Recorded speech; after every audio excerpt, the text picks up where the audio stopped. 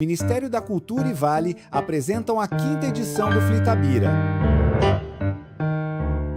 Vai começar mais uma atividade do festival. Compartilhe os melhores momentos nas redes sociais.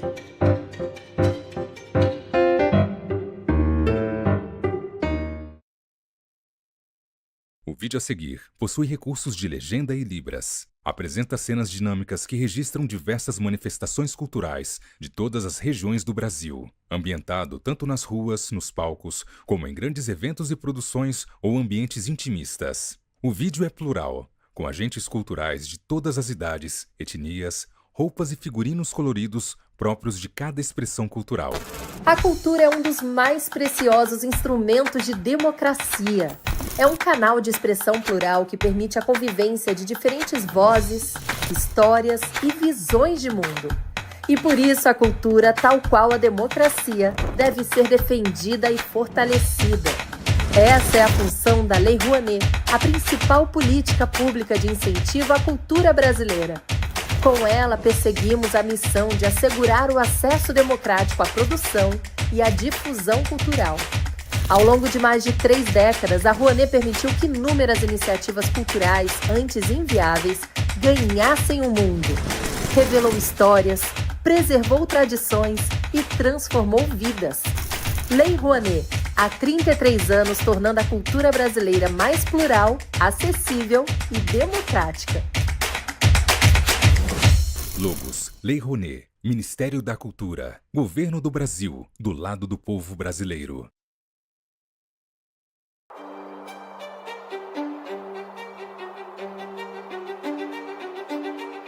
Onde tem cultura, a Vale está.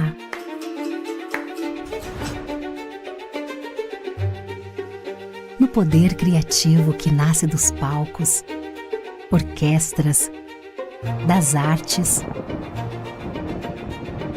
das ruas e dos museus. Na valorização das diversas identidades brasileiras e na preservação de memórias. Onde toca um instrumento, um futuro desperta. Nas trocas de saberes, sonhos e oportunidades se concretizam. Dos projetos que todo mundo conhece, aos que todo mundo precisa conhecer, é valorizando a cultura que crescemos e evoluímos juntos. Instituto Cultural Vale.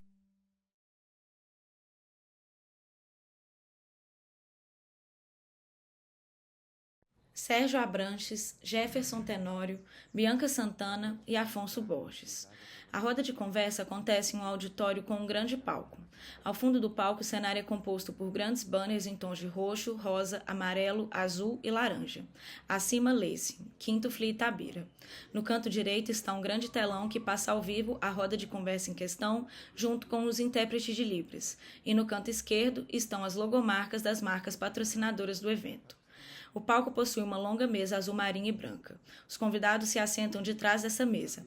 De frente ao lugar que cada um assenta, colado na mesa de frente para a plateia, há uma caixa transparente de acrílico que carrega os livros que cada um escreveu, bem como seus nomes. Da esquerda para a direita, a primeira pessoa sentada é Sérgio Abranches, um homem branco que possui os cabelos cacheados curtos de tom branco. Ele traja camisa bege e, por cima, usa uma camiseta de botões de mangas compridas caqui. Leva no pescoço o crachá dos participantes do evento e usa óculos redondos de aro preto. A segunda pessoa sentada é Bianca Santana, uma mulher negra de cabelos muito cacheados e cheios no estilo Black Power, tom escuro. Ela traja camisa de tom verde musgo e leva no pescoço o crachá dos participantes do evento. A terceira pessoa sentada é Jefferson Tenório, um homem negro que possui cabelos curtos rente à cabeça de tom grisalho. Possui barba de mesmo tom. Ele traja camiseta de botões de mangas compridas preta e leva no pescoço o crachá dos participantes do evento. Usa óculos redondos de aro preto. A quarta e última pessoa sentada é Afonso Borges, um homem branco de cabelos cacheados brancos que lhe estão presos atrás da cabeça. Possui barba de mesmo tom. Ele traja camisa preta estampada com o design do 5º Flitabira. Leva no pescoço o crachá dos participantes do evento e usa óculos redondos de aro preto. No canto inferior direito do vídeo em questão estão do início ao fim os intérpretes de Libras. Estes se intercalam ao longo do vídeo entre diferentes mulheres e homens que trajam blusa preta. Eles traduzem simultaneamente tudo o que é falado. De tempos em tempos, a plateia é filmada e está cheia. No canto inferior direito do vídeo em questão, lê-se Quinto Fli Tabira. Processo de lançamento e ainda estão no roadshow deles, né? Eles me pediram para começar, eu vou ler um trecho pequeno. A Franja do Fim do Mundo é uma distopia que eu escrevi pensando basicamente na inércia que tem nos levado a enfrentar a mudança climática cada vez mais extremada, sem que a gente veja realmente uma reação muito forte, proporcional à ameaça existencial que ela representa para nós, por parte dos países, das empresas e mesmo das pessoas, né? Nós continuamos a ver desperdício de água, desperdício de energia no mundo inteiro, e essa compulsão, essa obsessão pelo combustível fóssil, que hoje já tem alternativas mais econômicas e mais eficientes. E entre escrever um ensaio sobre isso, que me pareceu que não só chover no molhado, mas, ao mesmo tempo, tentar ocupar um espaço que tem sido ocupado por especialistas, e eu não sou, o que eu sei é falar dos impasses políticos que têm impedido que a ação se faça mais efetiva por parte dos países no contexto dessas COPs. Nós vamos ter a próxima em Belém, que são, como elas são baseadas em unanimidade, é muito difícil fazer unanimidade pelo máximo, né? Sempre se faz unanimidade pelo mínimo, e o mínimo é insuficiente. Então, eu resolvi escrever um livro, uma história, uma distopia sobre como é que seria um cenário de destruição da vida, da biosfera e das condições de vida no planeta por conta de uma exacerbação da mudança climática. E, bom, essa é a história do livro. Ele depois acabou virando uma trilogia, porque eu descobri que a história tinha que se alongar para não ficar apenas na parte do pós-colapso climático, né? E uma das características do início dessa história é que não tem mais energia para acender o mundo, as cidades. Não são muitas mais que sobreviveram, mas o que tem de sobrevivente do colapso climático não tem energia suficiente para iluminar as cidades como elas eram iluminadas antes. E há dois efeitos aí. Um, que os apagões são quase intermináveis. Em muitas partes das cidades ficam sem energia o tempo todo, porque eles têm que cuidar das prioridades, os hospitais, as escolas. E a outra característica é que esses apagões, eles deixam as pessoas muito desesperadas, sem saber o que fazer, né? E uma dessas pessoas é um dos personagens principais do livro, o Ricabé, que, numa dessas situações, ele é professor da universidade, ele resolve escrever sobre os apagões, mas ele não sabe nada dos apagões, porque ele tem muito medo de sair no apagão. Tem tentado escrever sobre o insondável apagão, sem dele nada saber. Puro exercício de imaginar o que não sabe, de escrever o desconhecido. À noite, libera nossos vampiros, nossos lobisomens, furtivos caçadores noturnos. A noite ficou definitivamente gótica. A noite ficou mais noite. É o cemitério das almas, a escuridão prolongada dá medo. Medo é o companheiro dos piores sentimentos. Atrai desejos violentos. Quem muito teme pode atacar cegamente, e a espera prolongada nas trevas pode transformar a todos em lobos ferozes, em desesperado e mortífero confronto entre si. Quando ele está mergulhando nesse apagão mental e psicológico, a luz acende. Obrigado. Vai cair de novo. Vai cair de novo. Apolinária. Apolinária. Boa noite. Que alegria estar aqui com vocês, tanto com quem veio presencialmente, como quem nos acompanha online. E a gente, nesse grupo de curadoria, pensar o festival, lidar com as obras dos demais autores.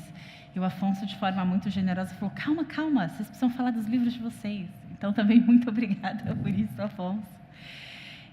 Vou ler um trecho de Apolinária, bem como eu começo o livro, antes de explicar um pouco mais. Ela criava codornas na garagem. Não seria uma garagem pelo plano original da Coab, mas a vizinhança acordou que aquele era o espaço dos carros e demarcou 40 vagas, uma por apartamento. Pagou um conhecido para subir paredes e um telhadinho de brasilite. Colocou o poleiro lá dentro e começou a vender os ovos. Moramos nesse apartamento de 56 metros quadrados entre 1987 e 1999. Mas não tivemos codorna todo esse tempo. Assim como Dona Ana e seu Ivo, do segundo andar, não tinham galinhas na lavanderia e em todo o período em que moraram na Coab. Dentro do nosso apartamento não tinha bicho. A avó tinha o quarto dela, o tio dormia na sala, eu e minha mãe dividíamos quarto e cama de casal. De noite, o tio levava um colchão para a sala. Ao acordar, recolocava debaixo da cama de solteiro George Nicole da avó Pulu. O banheiro tinha vaso sanitário e chuveiro. A pia ficava do lado de fora, o que facilitava bem. Na cozinha, tínhamos armários comprados nas Casas Bahia, fogão e a geladeira amarela que minha mãe ganhou de casamento. Na lavanderia, ficava a geladeira branca, que era da avó, antes de morarmos todos juntos. Um armário sempre abarrotado de arroz, feijão, farinha, tanque, máquina de lavar que pouco era usada, varal e infinitas plantas. Mal se podia andar, tantos eram os vasos no chão e no teto. Eu reclamava da floresta amazônica e criticava a avó Pulu pelo exagero. Em 2017, quando minha mãe entrou pela primeira vez no apartamento 24, bloco 1 da Rua Caiová, não conseguia se mexer na varanda lotada de plantas. Dona Pulu veio morar aqui? Esse é o primeiro capítulo, na voz da Bianca. E aí eu vou ler um trechinho do capítulo 3 e passo para o Jefferson, na voz da Apolinária. São duas narradoras, e as duas narram em primeira pessoa. Meu nome é Apolinária, mas sempre me chamaram Polu. Sou baiana. Nasci em Tabocas do Brejo Velho, mas fui criada em Sítio do Mato, na beira do São Francisco, na Lapa do Bom Jesus, lugar de Romero. Os antigos diziam que eu nasci em 1919, mas no registro está marcado 1925. Fui criada sem pai, sem mãe e sem irmão. Cheguei em São Paulo em 1946. Vim para um tratamento médico na Santa Casa de Misericórdia. O doutor achou graça eu querer limpar o quarto e lavar bem o banheiro antes de ser internada. Mas eu não era besta de ficar naquela sujeira. Das 5 vezes que fui operada, deixei tudo limpo antes da internação. Arrastava a cama, jogava cândida, chegava e ficava branquinho. É que eu gostava de um moço quando eu era nova, mas casei com o pai dele. Tive um filho que morreu bebezinho, Adoeci e vim me tratar em São Paulo. Quando tive notícia de que o velho morreu, não voltei mais, aqui fiquei. E conheci o Sabino, 10 anos mais novo. Casei com ele, tive 2 filhos. Um me deu muita alegria. E o outro, tirei até sangue de tanto bater, mas não adiantou. Bebeu que perdeu o emprego no Bradesco. Eu só tenho a agradecer a Deus pela vida que tenho hoje. Minha casa, a pensão que sai direto do salário do Sabino todo mês. O juiz que mandou, quando ele quis tirar as crianças de mim. Face besta. Quis ir no juiz para tirar meus filhos e foi que pagar pensão. E o juiz ainda deu um sermão no catrumano. Cuido das minhas plantas, das minhas codornas e vivo em paz até o dia que Deus chamar.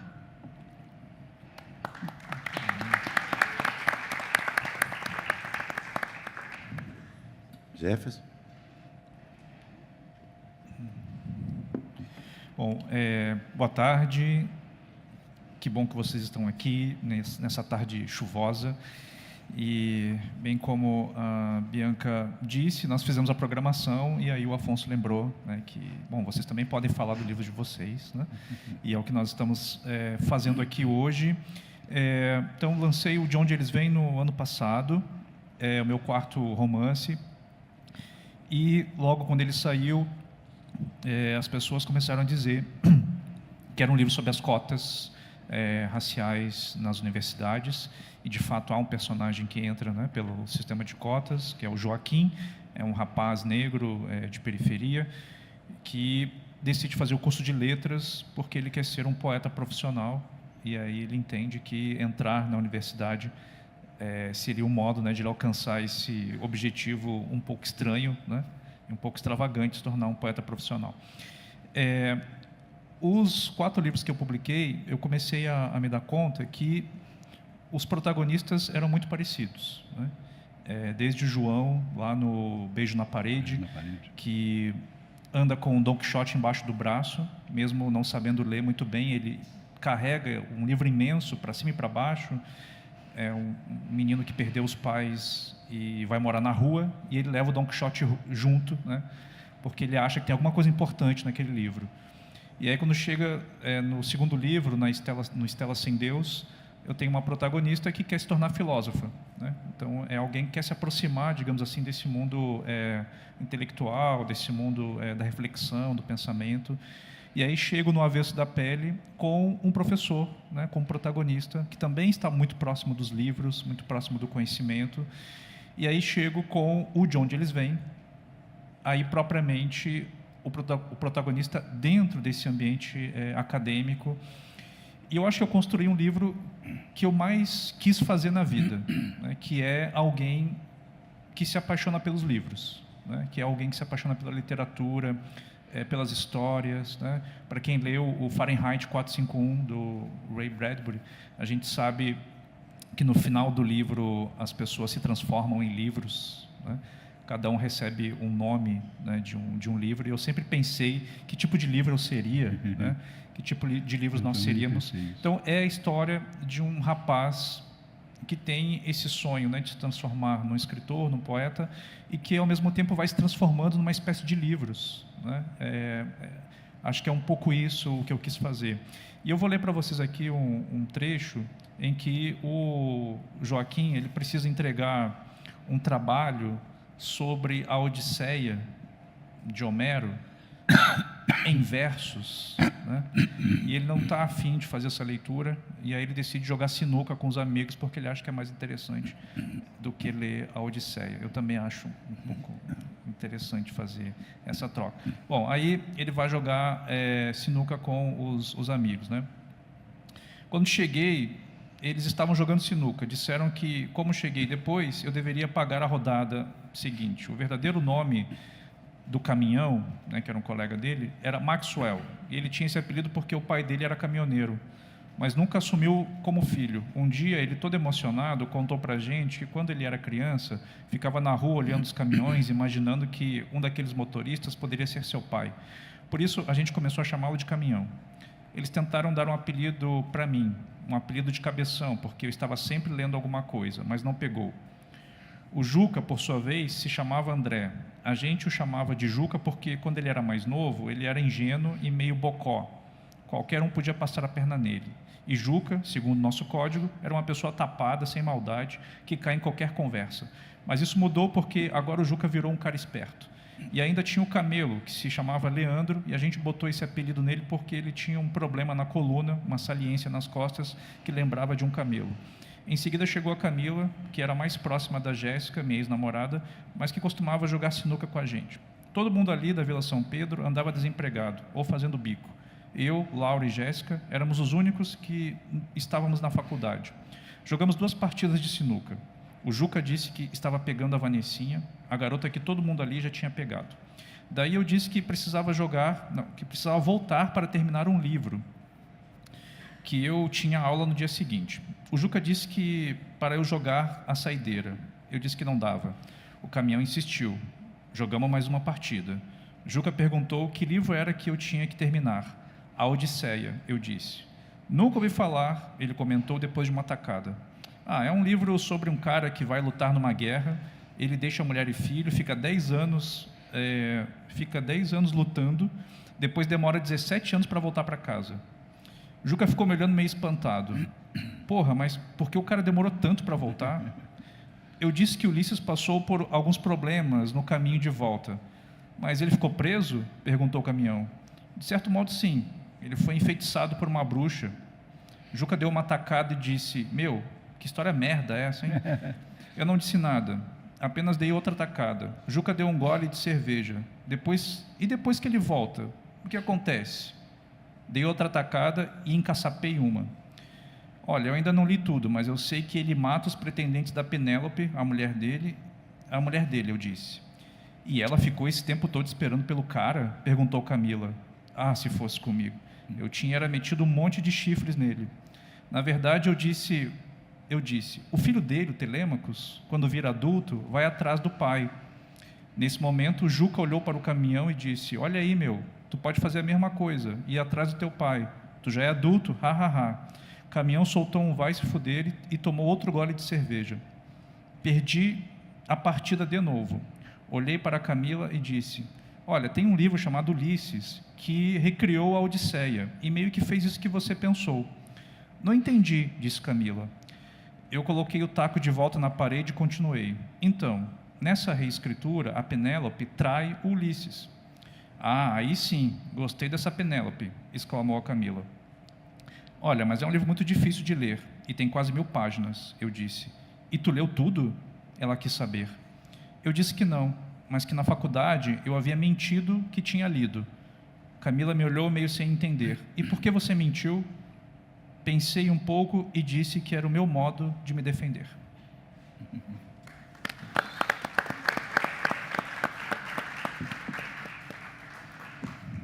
Bem, gente, em primeiro lugar, boa noite. É muito raro falar do meu livro de poemas, então passei os olhos aqui, porque muitos deles foram escritos há muitos e muitos anos. Eu tenho 6 livros de poemas publicados. Há uns 5, 6 anos atrás me pediram para fazer uma coletânea dos meus poemas, afinal de contas eu estava com quase 35 anos de poesia. Eu reli meus 400, 500 poemas guardados e escolhi 5. O resto joguei fora. Eu joguei fora mesmo, queimei. Não tem chance de revê-los. Os 5 estão nesse livro. Foi o que me restou. Ao mesmo tempo, eu passei por um surto fortíssimo de contos, nos quais todos estão aqui, onde eu consegui revelar e transportar para este tipo de literatura grande parte da minha vida. Fatos que aconteceram desde criança, as minhas viagens, ao meu tempo de repórter de polícia, as viagens de adolescente, as leituras, a convivência com escritores. Tem 2 histórias do Saramago aqui, divertidíssimas. E estão nesses contos de uma forma não linear. Cada um deles conta histórias em parágrafos entremeados. São 2 histórias em cada conto. O Frei Beto me contou que eu fiz um desperdício, que pelo menos metade deles cada um dava um romance. São verdadeiras sínteses. E é isso que é a mágica do conto. Eu que convivi com tantos contistas na vida, né? Murilo Rubião, aos 16 anos eu frequentava o suplemento literário, porque eu morava no quarteirão do suplemento literário, aqui, lá em Belo Horizonte, na Avenida Augusto de Lima. Morava a minha mãe mora até hoje lá, no Rio de Janeiro. Então, eu tive a sorte de conviver com essa geração muito novo, eu com 16, 17, 15 anos, com Sérgio Santana, Murilo Rubião, Humberto Werneck, Jaime Prado Gouveia, Duílio Gomes, uma geração de escritores da década de 70, Vander Piroli, que ali eu aprendi tudo que sei. Mas o conto é outra história. Né, Sérgio? A gente conversa muito sobre isso, né? Inclusive uma história desvalorizada em certa medida, né, Ricardo? Porque o conto tem não só uma carga de preconceito, na minha opinião, completamente injustificada. Totalmente. Existe no mundo editorial uma praga que diz que conto não vende. É uma coisa, até certo ponto, divertida. E, de outra, a dificuldade mesmo, estética e de conteúdo, que é fazer um conto. O Sérgio é um excelente contista, então ele sabe das tramas e dos mistérios de se resumir um romance num conto. A brincadeira, mais ou menos, é essa. Então, eu consegui desenvolver uma forma de escrever que, até certo ponto, eu mesmo fico sufocado quando eu consigo passar de um parágrafo.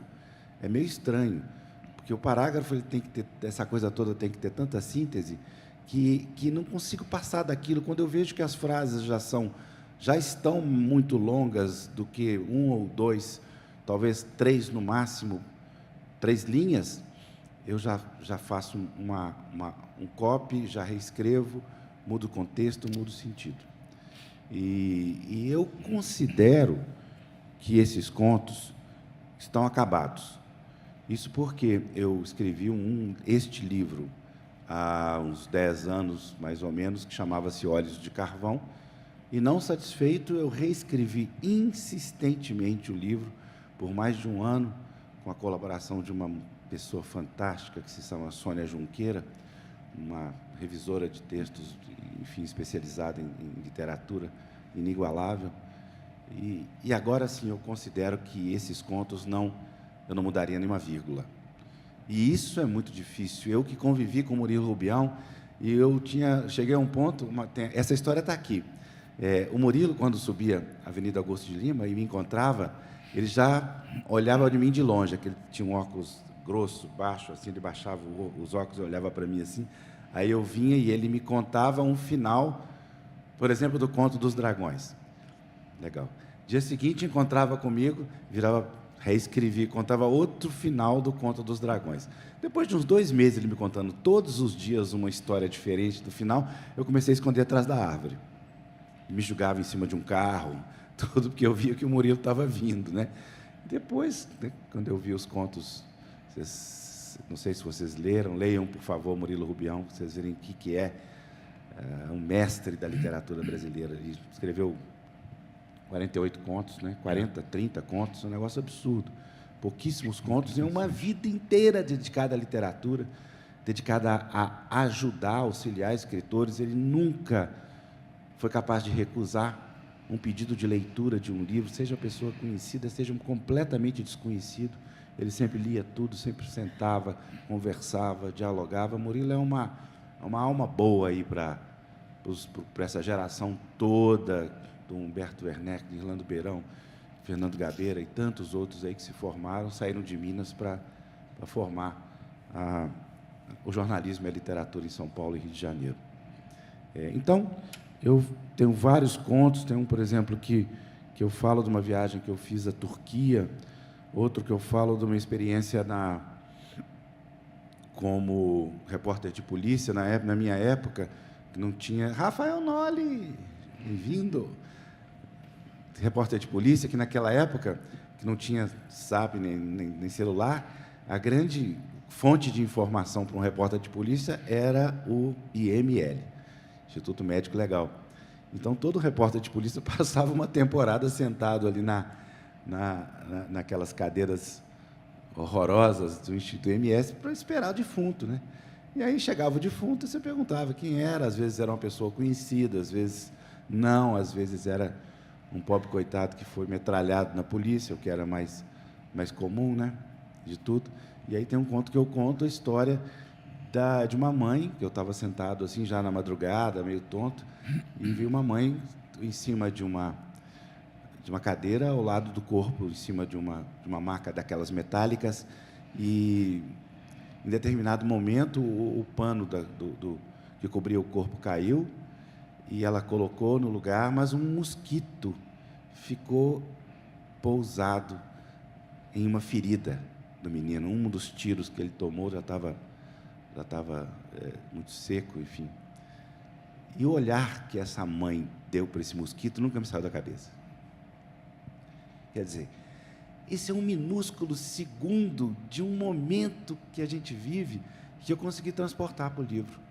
E eu só consegui escrever isso 20 anos depois do que aconteceu. Mas eu acho que o conto tem isso. O conto ele tem essa capacidade de se amalgamar na pessoa, de virar sólido dentro da história da pessoa e depois sair, né?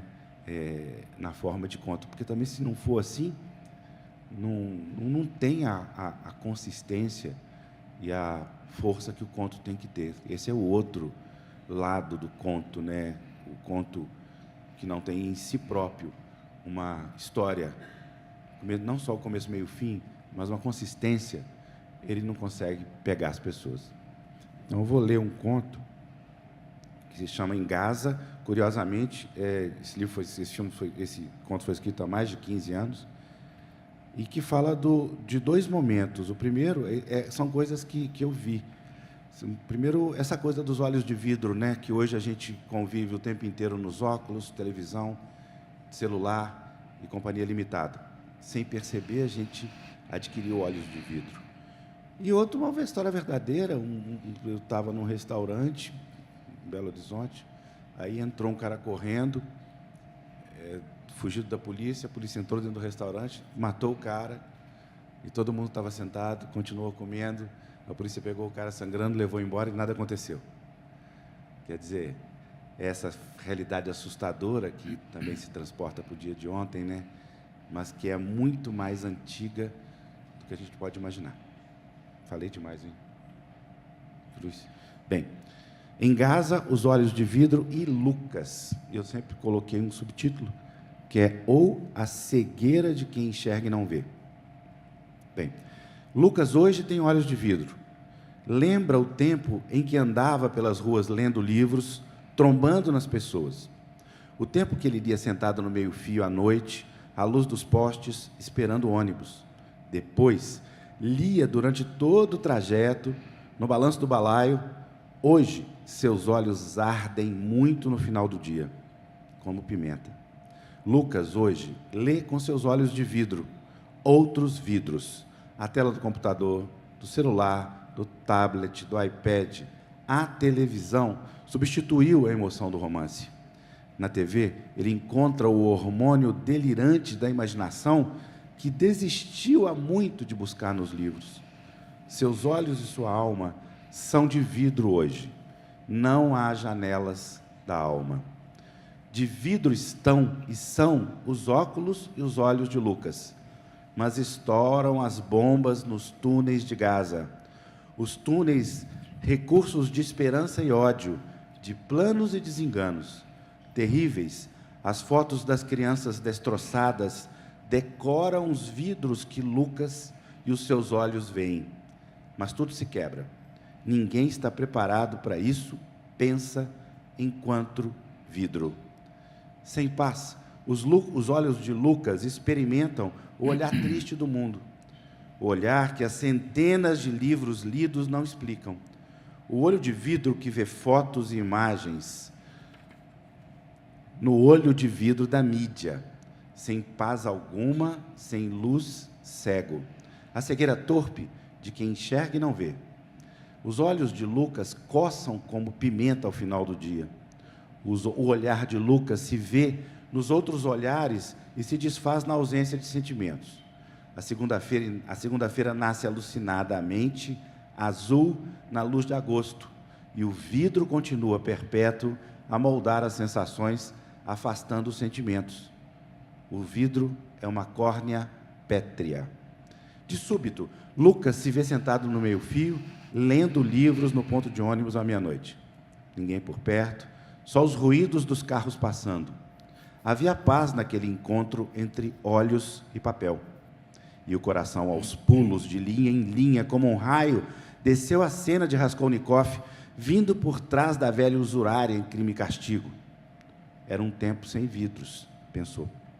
Os olhos de vidro de Lucas não são cegos, só selecionam sentimentos, ou permitem que o vidro híbrido orgânico faça o seu serviço.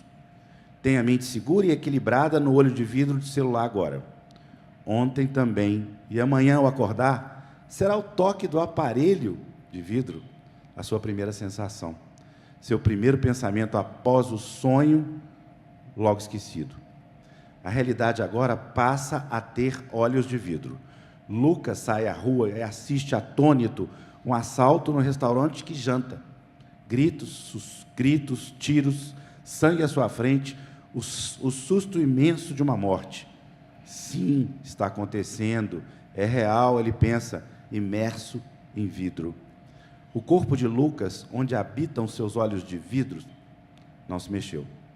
Assistiu televisivo os acontecimentos terríveis.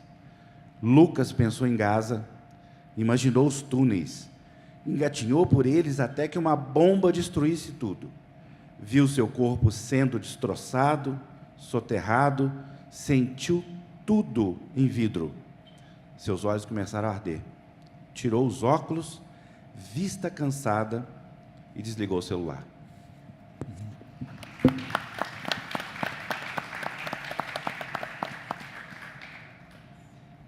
Okay. Bem, temos ainda alguns minutos. Ô, Sérgio, então, vamos fazer o seguinte, eu vou fazer uma pergunta para cada, para dar uma concluída do livro, a gente tem ainda 10 minutos, tá? A pergunta para você é aprofundando um pouco no seu trabalho, Sérgio. Como é que foi essa transição? Mas, principalmente, assim, por que a transição do romance, do ensaio e agora para a ficção científica? Qual o motivo? É um romance, né? O problema é a ferramenta. O que eu tentei fazer foi casar o gênero literário que mais que melhor descrevia aquele cenário que eu queria escrever. E essa sensação de distanciamento, de uma coisa que você projeta no futuro, a projeção no futuro de um mundo pior do que o que a gente vive, dá uma certa perspectiva, né, para que o leitor possa imaginar, de fato, de forma mais concreta, as consequências dessas ações ou inações de todos, né? A ficção científica sempre foi um objeto meu de interesse permanente, né? Eu sou leitor de ficção científica desde os 12 anos de idade. E li muito ficção científica e muito profundamente. E quando eu tinha dúvidas a respeito da importância da ficção científica no universo literário como um todo, eu me lembrava de um encontro que eu tive com um extraordinário astrônomo, Carl Sagan, que, numa palestra sobre Marte, tinha um último slide que tinha um ET, e aí eu fiz uma pergunta para ele sobre ET, ele me deu uma resposta científica sobre os milhões de possibilidades de ET perto da gente, no sentido astronômico.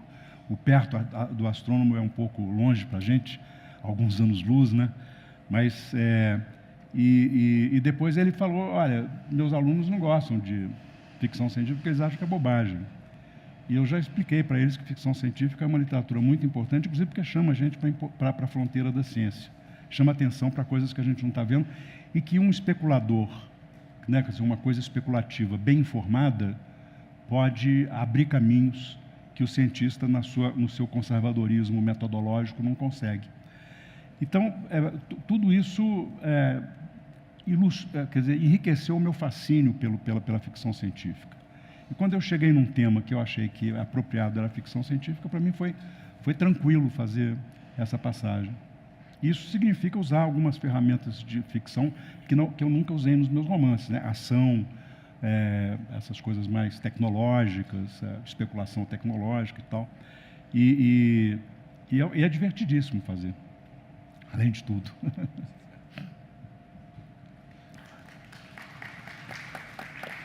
Bianca, levanta o livro aí que eu quero te fazer uma pergunta.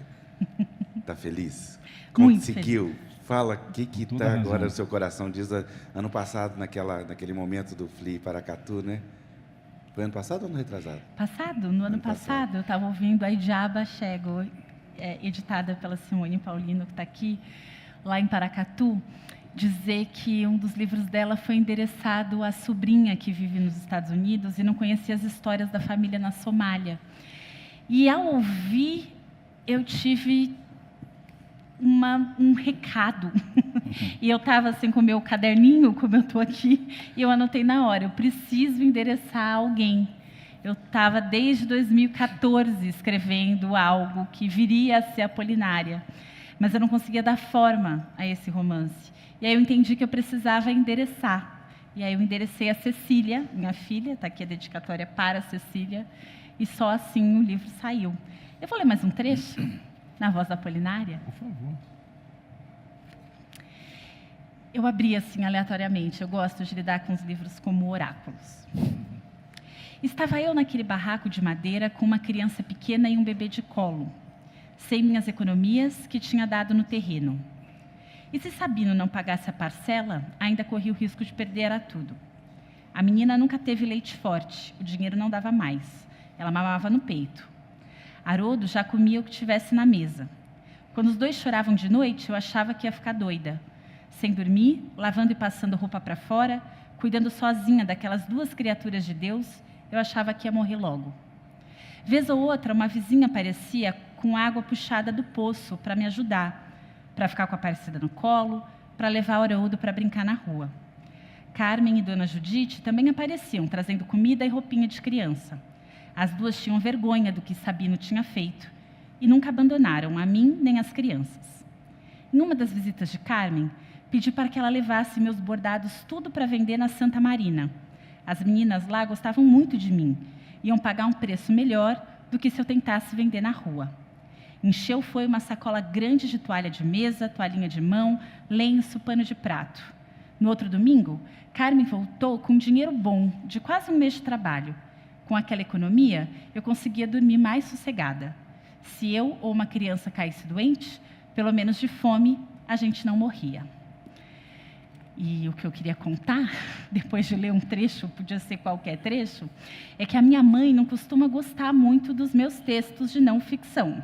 Ela sempre me corrige e fala, olha, filha, não foi bem assim. E eu tenho uma conversa com ela já de muitos anos, que cada pessoa tem o seu ponto de vista, a sua perspectiva, que eu escrevo a minha versão, ela pode escrever a dela, e assim é.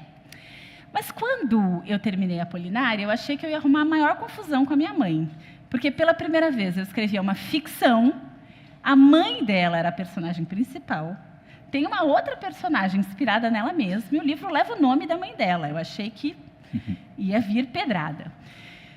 Pedi para ela ler antes de mandar para a editora, mandei o arquivo para ela. Uns dias depois, ela me telefona. Filha, como você lembra de tudo isso? Eu não acredito que a avó te contou tanto detalhe. Tem um monte de história aí que ela não contou nem para mim.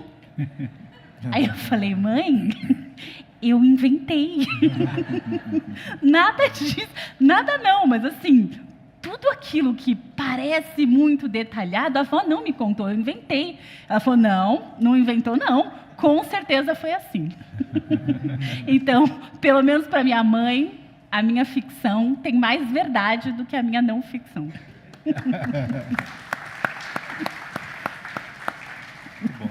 Jefferson, você quer falar?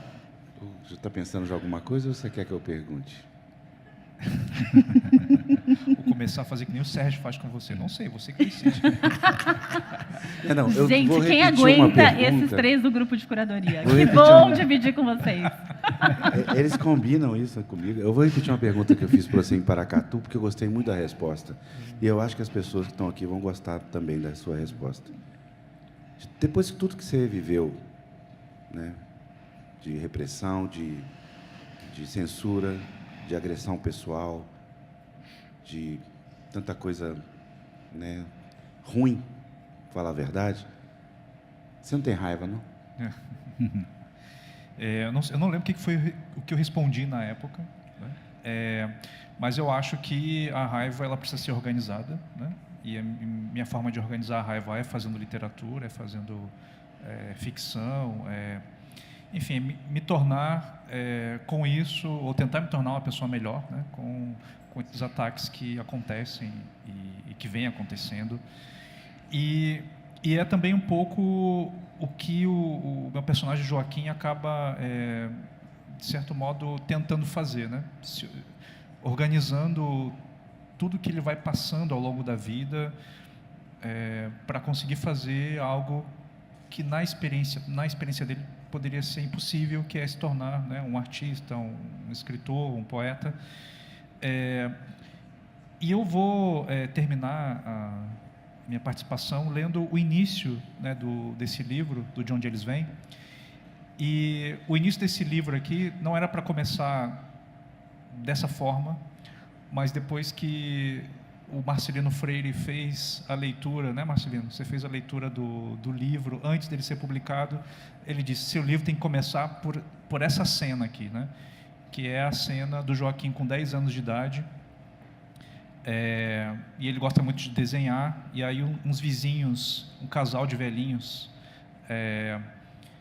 que parecem ser boa gente, mas depois a gente descobre que eles eram os traficantes do lugar onde ele morava.